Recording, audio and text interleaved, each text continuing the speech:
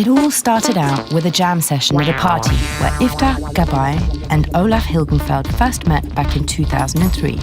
2 years later, Skinnerbox came to life. It was in the scene surrounding the Berlin Bachstelzen parties and the Bar 25 that Skinnerbox made a name for themselves with their improvisation-oriented live act. As trained musicians, Iftar and Olaf are interested in many forms of instrumentation and often tinker about building their own appliances. Their eclectic productions illustrate their wide variety of musical influences. The jamming aspect of their music still plays a significant role for the duo, who as individuals are really rather dissimilar. Irrelevant of whether they're in the studio or playing live, for Skinnerbox, improvisation is everything. Our music, mainly the studio productions, sometimes it's not the easiest thing to listen to. I mean, we tend to be very, very hectic with our ideas, and we love music and we love any kind of music. So, for example, our first album, which just came out 2009, like full-length album, was such an eclectic album, music in the musical style. I mean, sound-wise, something different, but musically, it has everything, like from house to some Zappa influences to some dubstep to whatever. We are very impulsive, and we always have different phases. I mean, sometimes we feel like making really, really simple music. It's hard for us to make simple music, I admit. It's not our strongest point, like to make beautiful pop melodies which are very, very clear in structure. But I guess we are accepting it also, and we are very, very happy also to see that this is actually interesting some people, you know.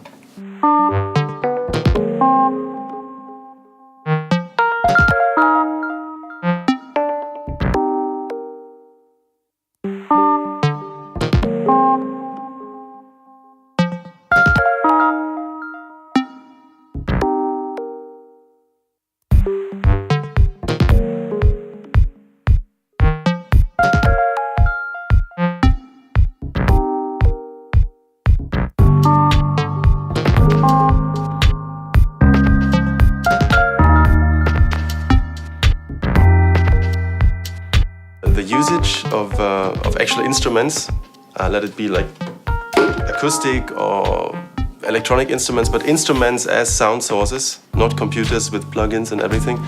The usage of instruments is the way we actually create our sounds, because it really listens to you, you know, it listens to what you want this thing to sound like. If you touch a mouse on a computer or something, browse through sample libraries or something, this is, it's a way of making music, but to really get some sound out of a box, you need this instrument. You need a piano to actually make a piano sound. You cannot emulate it. So we like to use instruments with a lot of knobs on, or acoustic instruments, microphones, because the sounds you get are really unique. Nobody has it. It really sounds good. And you can be really free and playing around with it and finding out what kind of sound actually this thing can produce. This is the meaning of an instrument, actually. An instrument is the interface between you as a human and the sound.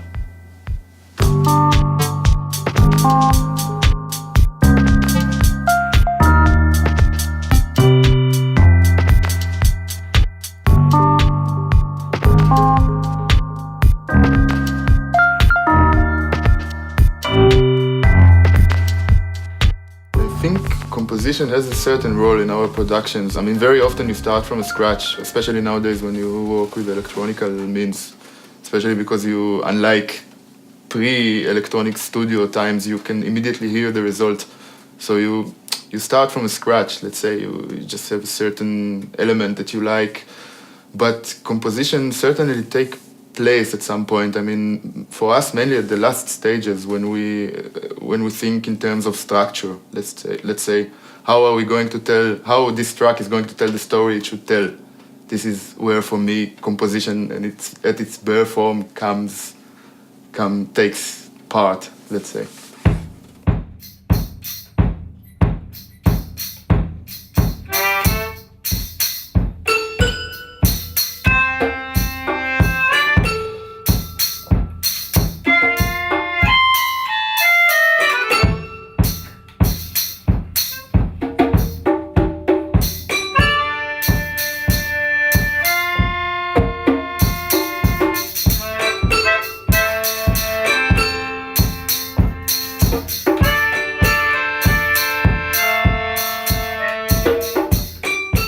have like phases where we're like total nerds and we're really into technology and we're like building our own stuff, like in order to try to produce stuff like sound-wise that have never existed before.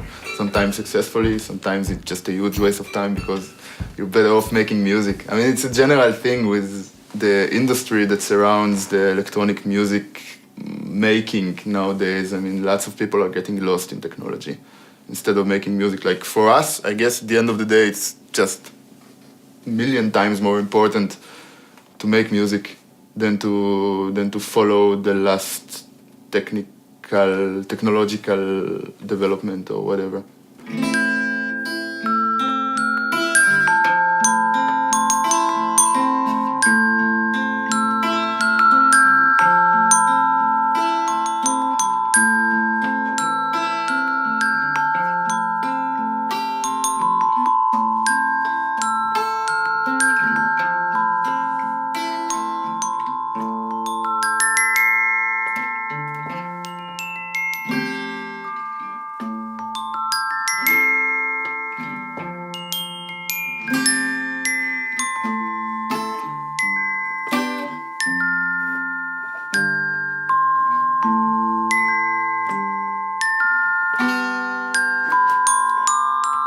The main reason of the usage of live played material in our productions is that they have this really charming untightness. You know, this is something that you cannot find on quantized material, on sequenced stuff and anything. So what we do very often is we record, for example, a bass line or something for a track, and we record it for a minute or longer, I don't know, and then we take parts out of it or the whole thing and use it in the track because it has some tiny mistakes in it that make it really colorful and not this static kind of electronic music that we don't actually want.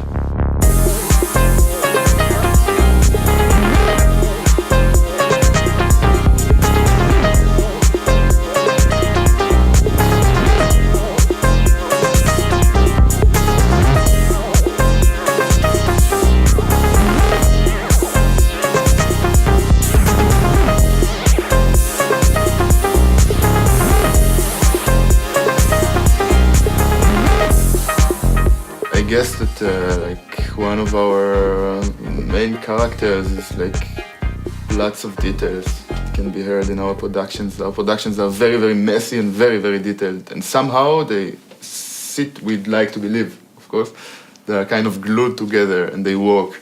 And details is something that we really like. I mean, we could sit for hours and just fix the tiniest stuff. I mean, in a way, we consider ourselves perfectionists as well, let's say.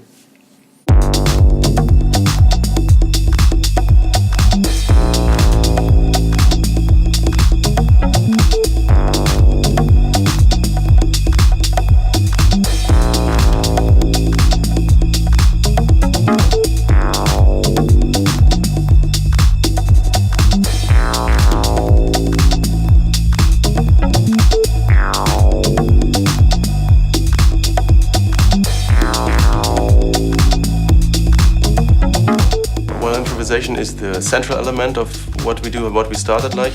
So when we play live, we only do this. We improvise the whole time. We take our instruments and go on stage, and we have no idea what we actually do or are going to do. And in the studio is more or less the same thing. We are accumulating material by improvisation and sort of jam sessions, and then we sort out after which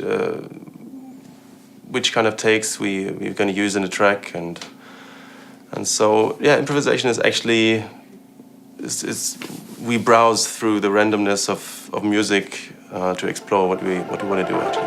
Naked man, a naked cat. Naked man, a naked cat.